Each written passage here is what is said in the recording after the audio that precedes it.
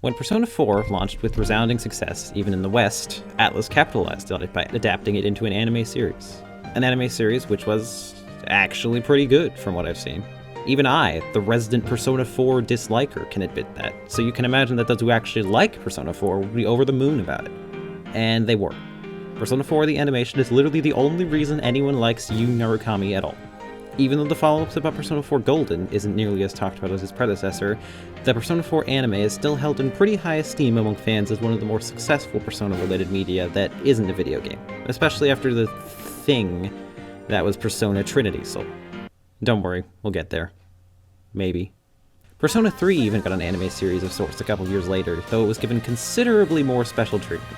Instead of just an anime, Persona 3 got 4 entire-ass movies adapting the entire game from start to finish.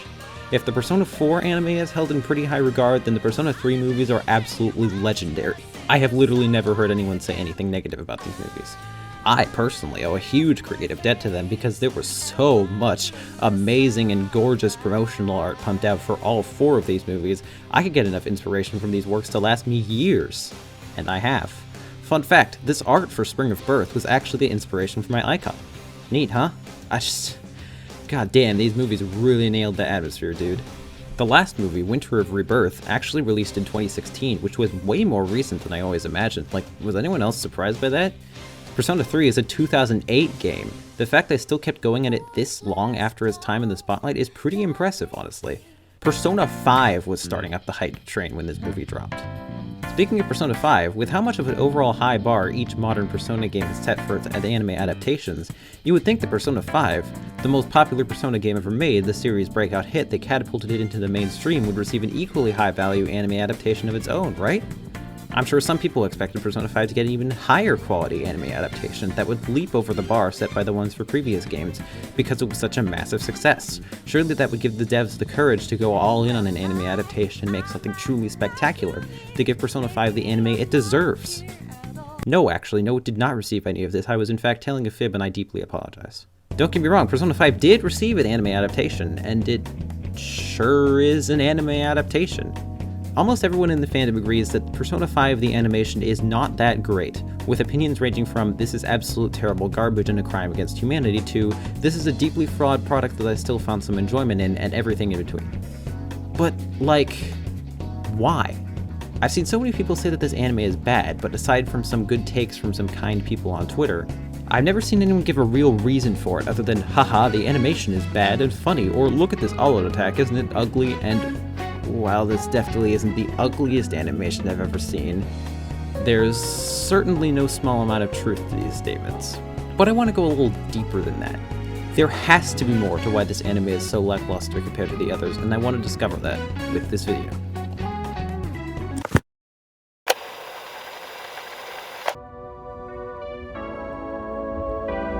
Episode 1 of P5A isn't half bad.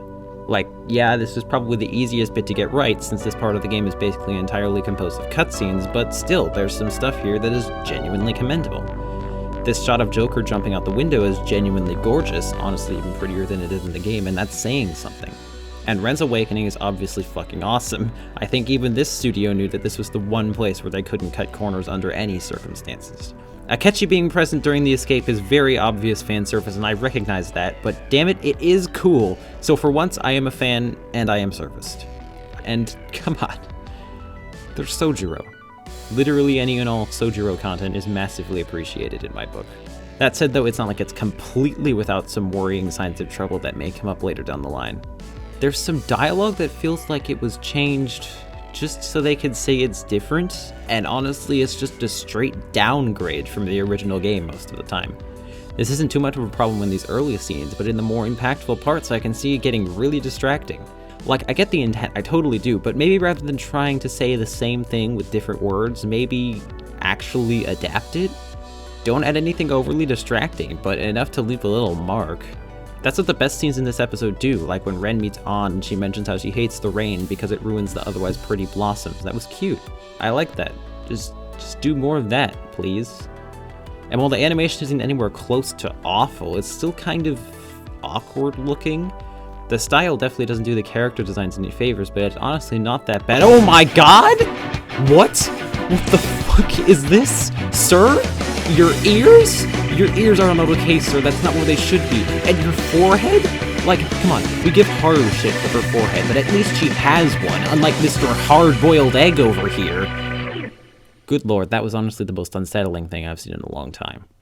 Anyways, that worrying moment of horror aside, the rest of the episode is basically exactly as you'd expect it to be. Except for Shadow Kamoshida. I thought the guards had snatched some petty thief, but it was only you, Sakamoto. Wait, why do you sound like that? The voice filter used in the game was perfectly fine, now we can't even recognize his voice. But aside from that, the rest of the episode is basically exactly what you'd expect.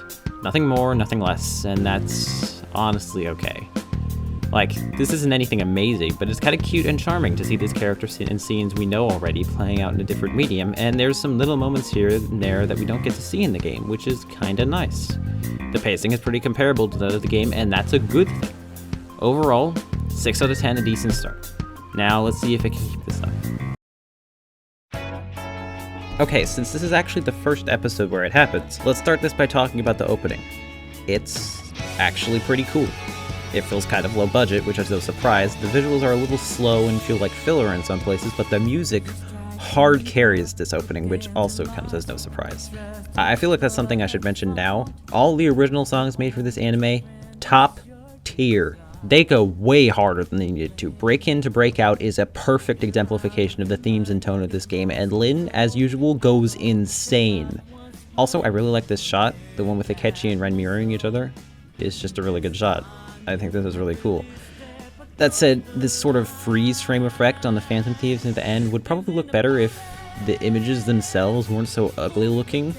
Like, the instant they stop moving, it looks like the animators tried to go with some kind of dramatic shading, but it's overdone to the point where everything ends up looking grainy. And to top it all off, the titles themselves are made with this, like, stock font that looks really out of place and not aesthetically consistent with the game's style, or even the rest of this opening style at all. Overall, not a horrible opening, but it definitely feels kind of cheap. I guess this wasn't really the real opening. It's possible they intended for Dark Sun to be the main opening for this series, but, well, we'll get there. Okay, I realize how insane this sounds, but I think they made Kamoshida too much of an asshole. Like, yes, obviously he is an evil person, but in the game, he at least tried to put up a facade in front of the school.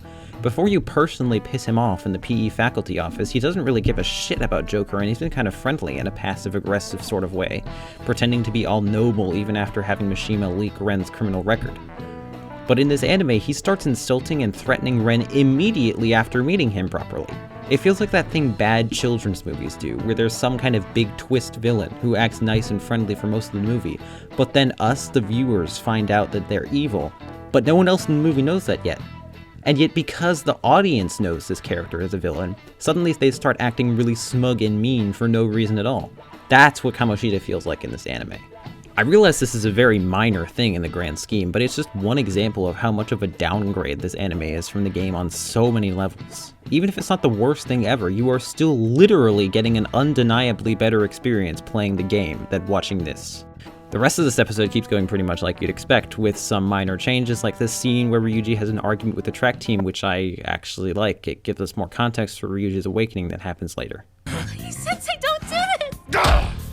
Okay, I take back all my words of praise about this anime. That was one of the worst things I've ever seen.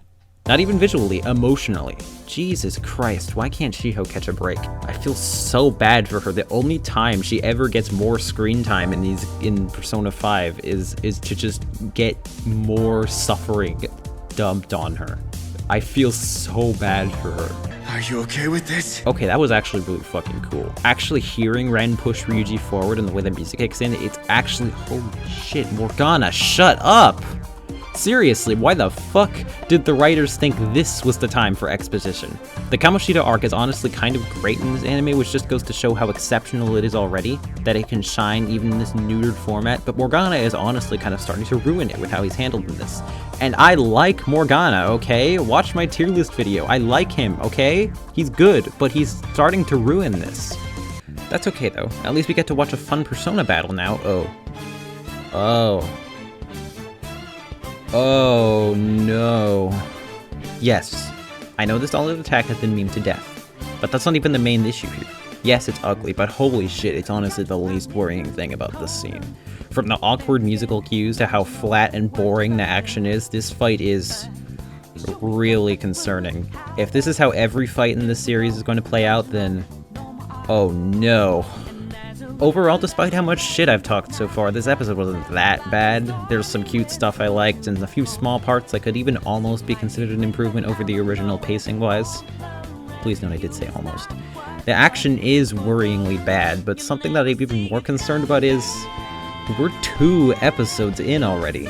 At this point in the game, you'd only be like 2 or 3 hours in at minimum, out of about 100. And for a first playthrough, that's not a lot out of 100. 2 episodes out of 26 is not an insignificant chunk, and for such a short area of the actual game, I'm a little concerned about how the pacing is going to hold up with this going forward. 5 out of 10, a slight reduction in quality, but still passable. Is it just me, or is Igor's nose even longer in the anime? Wait, no, it's a pretty comparable length, it's just thinner, which makes it look longer. Got it. Glad we straightened that up. Okay, I'm trying to be nice to this anime, but when something like this happens, where a montage is made using single still images and nothing more, I have a really hard time doing that. Jesus Christ, this video may have been a mistake. It's so weird, this episode is a pretty good adapted scene with Ryuji and Ren talking to An and Shiho directly, or at least trying to, and then it's followed by a really lame adapted scene where they basically do the exact same animated cutscene from the game, except make it worse. Like, this scene was already animated in the game, they didn't need to do it again, just worse. No one wanted that. I really just don't understand how this show can shift in quality this quickly. Oh, you get away from that camera, sir. Jesus Christ. Wait, what? Hold on a second. Are they really just going through the entire palace without An? You could clearly see that she was transported into the metaverse with them. What the hell was she doing for all that time? Not only that, but like, she's an important part of this arc. You can't just leave her out of it until right before the Kamoshida boss fight, which is what I'm assuming they're going to do.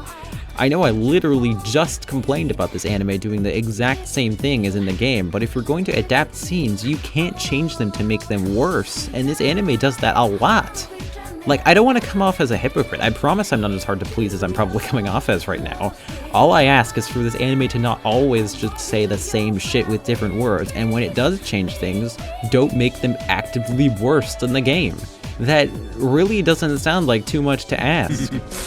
Stop it! An's Awakening is almost exactly the same as it is in the game, but that's not a huge problem actually in this case because it's really good in the game, but there's some weird stuff too, like, I don't know if this is intentional or not, but it looks like her shackles are just burning away of their own accord, rather than her physically breaking them off herself, which was the coolest part of her awakening in the game. I like Ren's smile as he watches her though, that's cute. This fight isn't really much better. It's a little more fun to watch An just utterly destroy a dude in this one, if you can look past the weirdly placed butt shot. But after that, it's back to the characters just standing there and yelling for their personas to make different colored particle effects attack the enemies. It's pretty boring, but at least it's short. Wait, what the fuck? Okay, this all-out attack isn't that much better than the first one, but there's this cool effect where they all jump back and become silhouettes that's actually really neat and evocative of the game's style without exactly copying it. It gives this little bit of visual flair that this anime sorely lacks otherwise, but holy shit, where was this in the first all-out attack? Did they just not think of this idea until they were making the 3rd episode? I have so many questions, but I think I should stop going over pedantic shit for the moment and just go right into the final verdict of this episode. Actually, hold on. Before I give the final score, I should probably take a minute and talk about the outro. I really should have done that for the last episode, but I already talked about the opening in that one, and I don't want any one section to get too long. We'll see how well that goes. This outro was so close. It was so close. Infinity is a fantastic song, the lyrics are really good, and I was really looking forward to seeing the cast come together as the episode went on. Because there was just Ren there in the beginning, which makes sense, the Phantom Thieves aren't established yet. I totally thought they would have the cast members added to this outro as they joined the party. That would have been really rewarding. And then they just didn't do that? Like, yes, this is a nitpick, But seriously, what the hell? This wouldn't even have been that hard to do, but you're just showing everyone at once immediately. Except, wait, no you aren't. Akechi, Futaba, and Haru aren't here. Like, what? Either commit to showing everyone at once from the beginning, or don't. What is even accomplished by excluding them? Did you just run out of space in the shot and say, oh well? This honestly just baffles me. But hey, I guess it's not that big of a deal.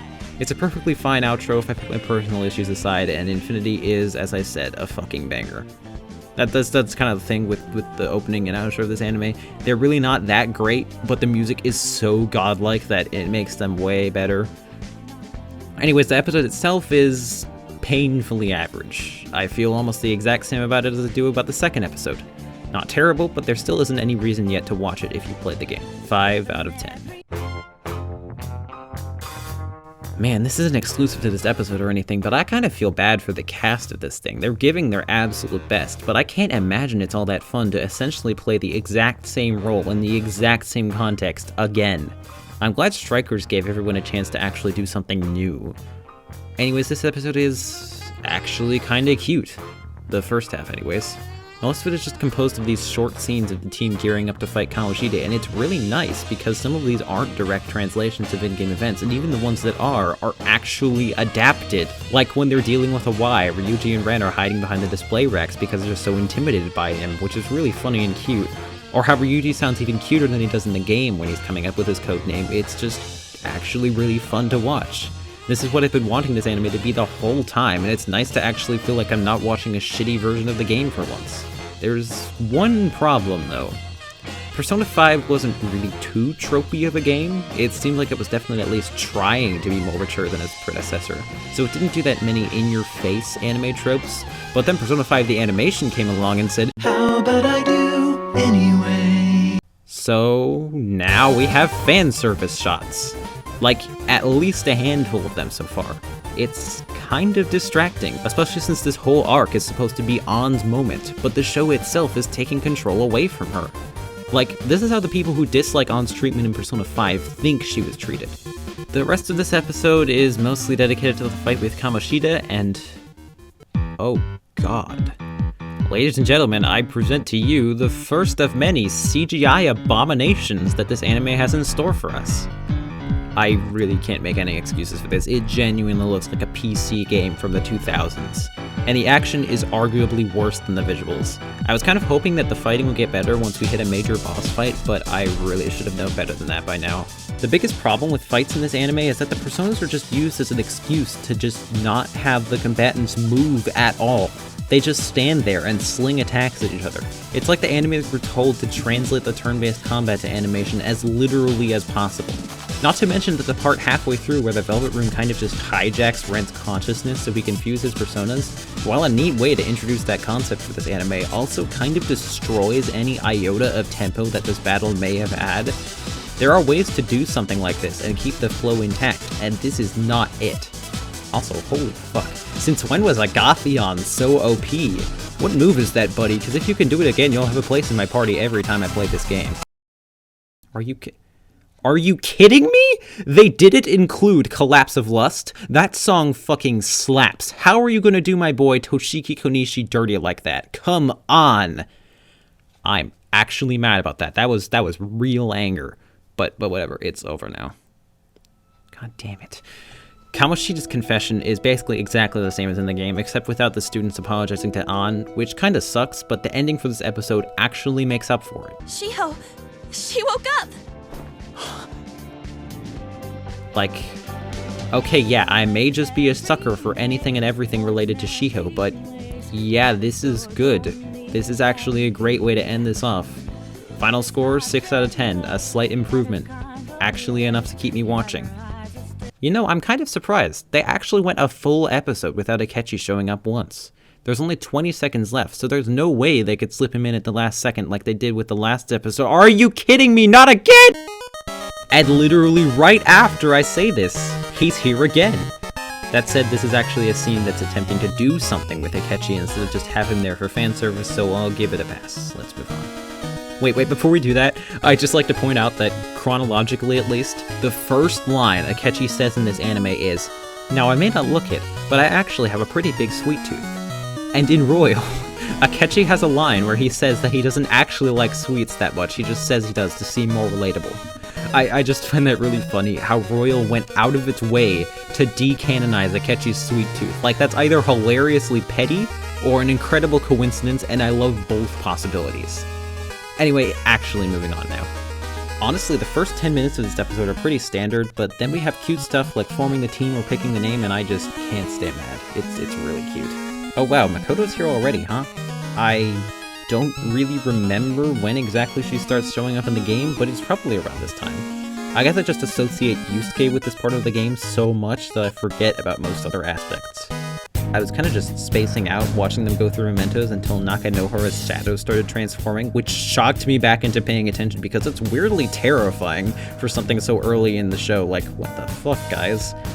I would complain about this fight being resolved in a single all attack without showing any action, but given the track record for action in the series so far, I can't really be too upset. I admit, I was wrong. I'll return and go back to the real me. That was really fast. I swear, I did not edit that clip to be any faster, that's just the pace of this show sometimes. I actually really like this little scene with Sojiro. It's got a nice atmosphere, and Sojiro's confidant was one of my favorites in the game. What are you doing here? Oh, and he's just going right into a weird tangent. Good to see he's still in character, at least. God, I can't stand this motherfucker. But I still love him for some reason. I was actually just starting to get interested in this, because this is a scene that isn't in the game at all, and Morgana took a weird interest in Akechi for some reason, but then the episode just ended? Like, the episode ended right as I was actually starting to be engaged. I get wanting some kind of cliffhanger, but it didn't even feel like it was meant to be an ending. It felt like the editors just took a scene and decided, okay, we're gonna stop it right here, without really giving it much thought. This episode is hard to score, actually, because it got some stuff I really like, but the other stuff is just really, really average. 5 out of 10, I guess? Can we please get to Yusuke already? Thank you! This part is basically identical to the game again, but for once I'm not even mad because the way they animated Yusuke is actually really fucking good, like, at least at this point. Like, look at this. You cannot tell me this isn't something he would do. I love him. Okay, look, I really don't want to say so-and-so scene is pretty much exactly the same as it is in the game every time that happens, and it's a lot. So if you've watched the anime or played the game and you're wondering why I didn't talk about something, just assume I didn't really have anything to say about it. Anyways, this episode it's fine. Most of this anime is fine. The problem is that there's no reason to watch it over playing the game because the actual game is really, really good, but this is just fine. You could even just watch a Let's Play of the game and it would probably be a better anime than this anime. There's scenes with minor variations, some I like, some I don't like. The shadow voice filters in here make things actually painful to listen to, but it still doesn't stand out as a really unique experience. That said, holy shit, the people who complained about the villains in Persona 5 being too monologue need to watch this shit. Look at this! Madarame is literally in a room with just his guards. He doesn't even know the Phantom Thieves are listening, and he suddenly just feels the need to exposit his entire history of child abuse? This is actually ridiculous. But then the anime makes up for it, or should I say, Max Mittelman makes up for it with these lines. What is wrong with you? God damn, this man can turn literally anything funny. Oh, and one more thing I kind of like. I like how the scene with Nakanohara has him and Ren talking around a corner instead of out in the open. Like, I always thought it was kind of weird that they did that in the game, so this is pretty cool. I like this. I'm kind of running out of things to say, honestly. This episode is just, it's fine. Like I said, 5 out of 10, let's just move on already. I really hope I can find more stuff to talk about later. The editing in this anime is, well, I don't want to say it's bad, it's just kind of strange. It likes to do this thing a lot where it shows some scene happening, and then without really any segue, it just cuts to before those scenes happen to show the characters explaining something about why they're doing the things we just saw them do. Like, it's usually comprehensible, but these scenes would work fine chronologically, so why even bother potentially confusing some viewers who hadn't played the game? And speaking of explaining something, can you writers explain to me why you decided to cut the line from Ryuji where he makes it clear that they weren't actually intending for An to get naked? That's kind of incredibly important to preface this scene with, but instead we have An getting embarrassed and Ren having no backbone, because that's funny, I guess. I swear, it feels like this is a running theme with this anime. The most common complaints about the game I hear feel like people giving them mistakenly watch the anime instead of playing the game. It would certainly explain a lot, at least. And it would also explain why so many fans of the game seem to hate this anime. But forget about all that, because I found what may possibly be one of the best out-of-context clips in the history of ever.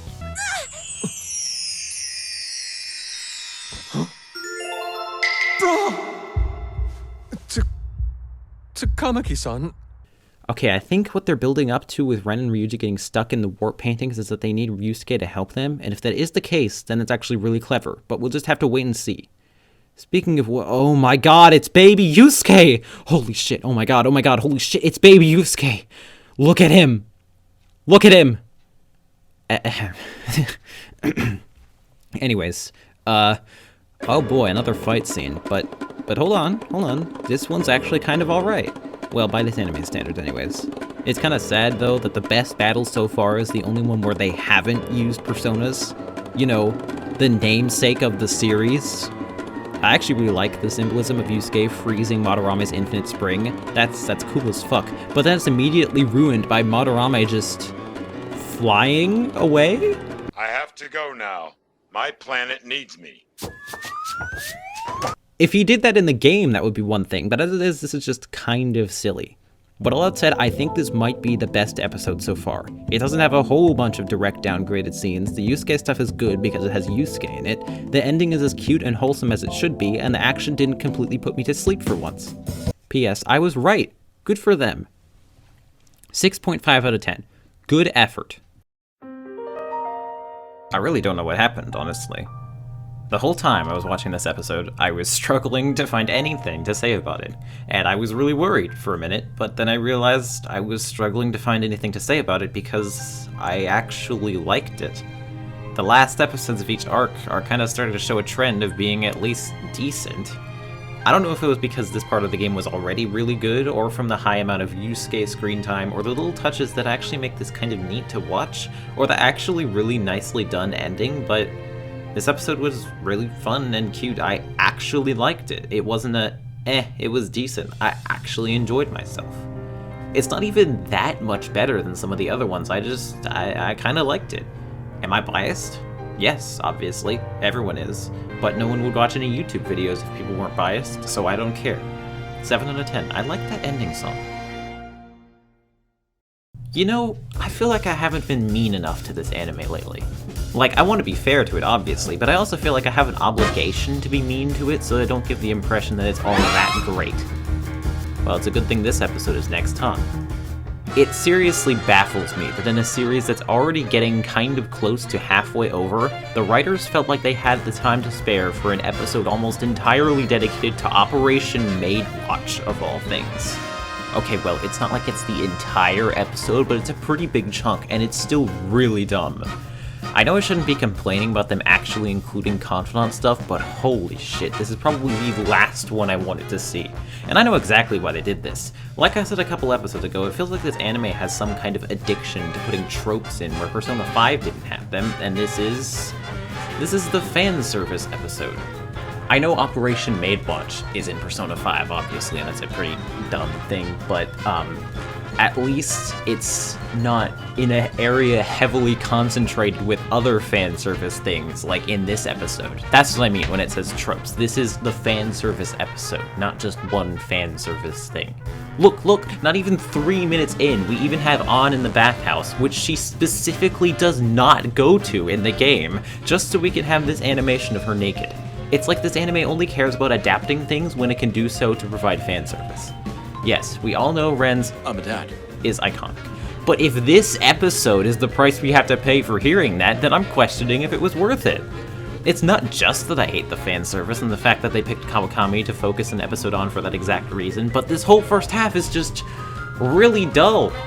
I get the need to slow the story down after big events, I really do, but the hot pot scene after Madarame's boss fight accomplished that perfectly well, and there's still some slower stuff leading up to Kaneshiro. There's no reason to waste even more of our time on this, of all plots.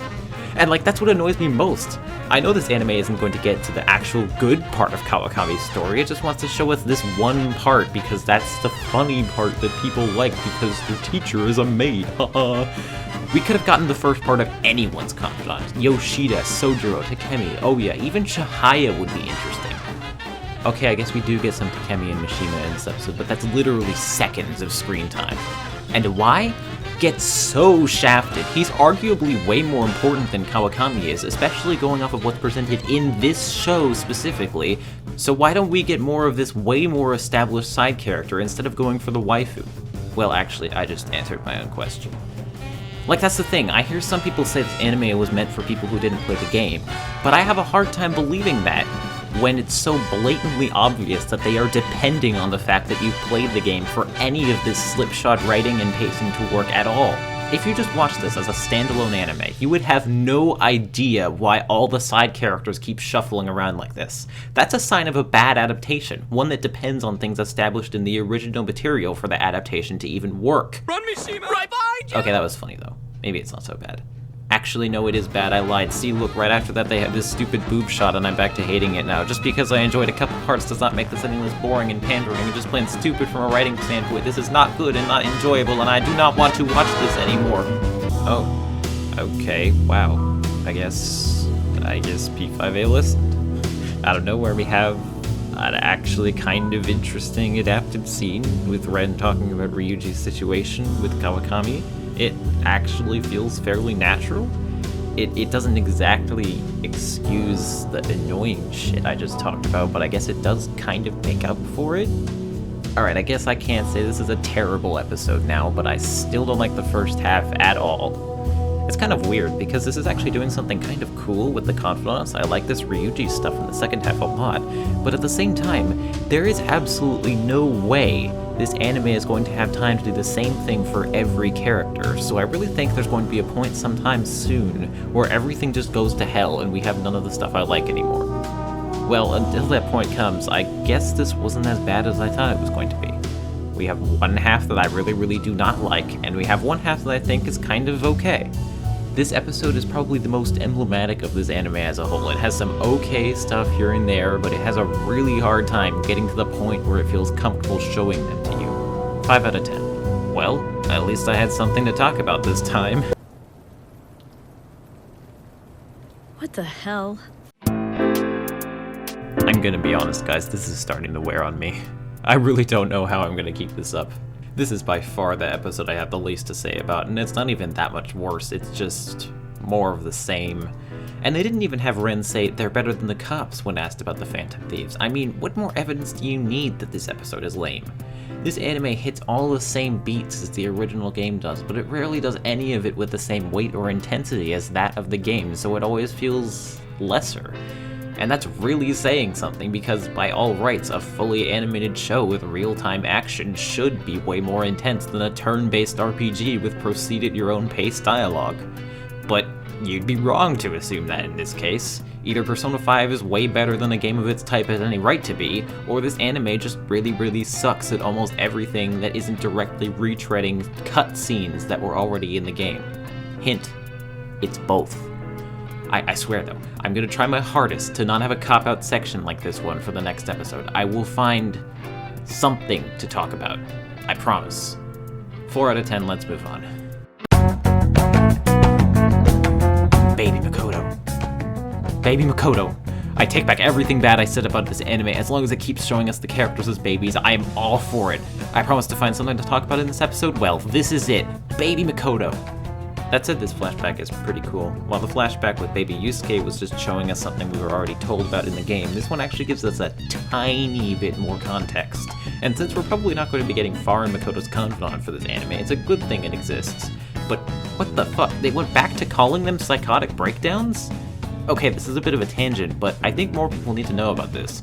The term psychotic breakdowns in Persona 5 is not only misusing the name of a real mental condition, which is not a good look, but it's also a mistranslation. Apparently they're more accurately called rampages, which makes more sense within the context of the game and Akechi's powers. But what bothers me is that the first time this is mentioned in the anime, they get it right, when the old couple are talking to Sojiro about this. In the very first episode, they call them Rampage incidents. And I was really pleased that after 4 years, the localization finally got it right. But now we're back to just doing it wrong? Was that first time just a mistake? Whatever, I guess. That's a little disappointing, but still not a huge deal. After the scene where Sai bites Makoto's head off for just asking one question, which is still really weird to me, we get to meeting Kaneshiro, and seriously?